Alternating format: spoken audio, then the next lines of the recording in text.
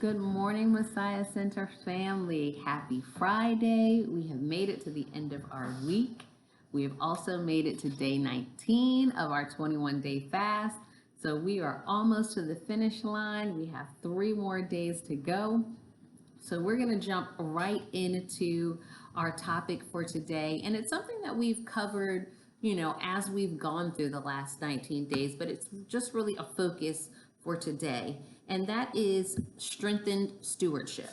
So our main point is the better I handle the money I have, the more I may receive. And then our pledge is I will sign a quitclaim deed acknowledging that everything I have belongs to God.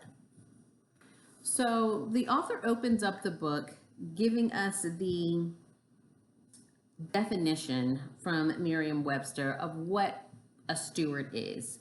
And we hear the expression all the time, being a good steward, but what does it really mean? And it's a fiscal agent or one who manages. So when you're thinking about being a good steward of your finances, we have to understand that we're just the managers of this money. We're just the managers of these finances, and they don't really belong to us. They belong to God, and He's giving them to us to manage and to rule over.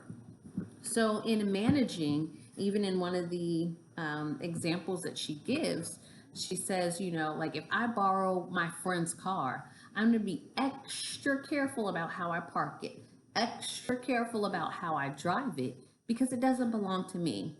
And the same principle, lies in our finances and how we steward our money. We have to keep in mind that these are not ours. They're not for me. They're not mine to just do what I want to do with it and just, spend it how I want to spend it. It's God's, and He's given it to me to manage, to do His work, and to do His will with it. So as we go through the book today, or this chapter today, she kind of goes over just giving a tangible acknowledgement. I know many of us understand and know that, all of this belongs to God, but just as an act of acknowledgement and something that's tangible, she gives us a quick claim deed, sorry. And pretty much in a standard quitclaim deed, it's when you are rendering or giving over control to someone else.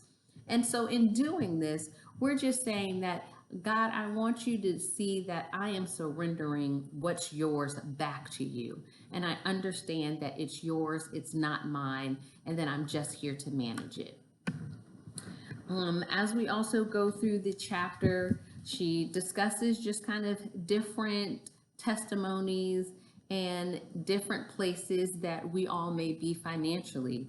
Some of us may have gone through these last 19 days and we are really, looking at completely flipping our finances upside down. We've learned so much information, so many things that we want to put into action that we've already started putting into action. And then there may be some of us who thought we were doing, pretty good, being good stewards, and we were for the most part. But there are, of course, some avenues or some places where we can cut back, some things that maybe we don't really need, and we just get them because we can. So she does go through, just kind of going through and seeing where you are, and that we can do this often.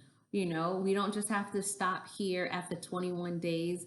As we have talked before, this is going to be a continuous thing. This is something that we need to continually look into and review and seek God about what we should be doing and where we should be spending our finances and our money at.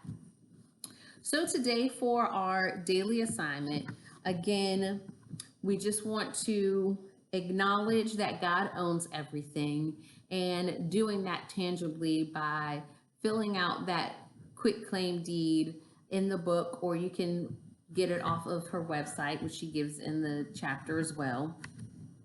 And then the second portion is we need to go through, and whether we are we've been good stewards or we're getting on that path, go back through and find some areas that need some improvement. One of the examples she gave is, maybe you're someone who uses your credit card wisely, but have you potentially overspent here and there just because, even if it was, just $5, $10, what could you have done with that $5 or $10 rather than spending it there just because you could?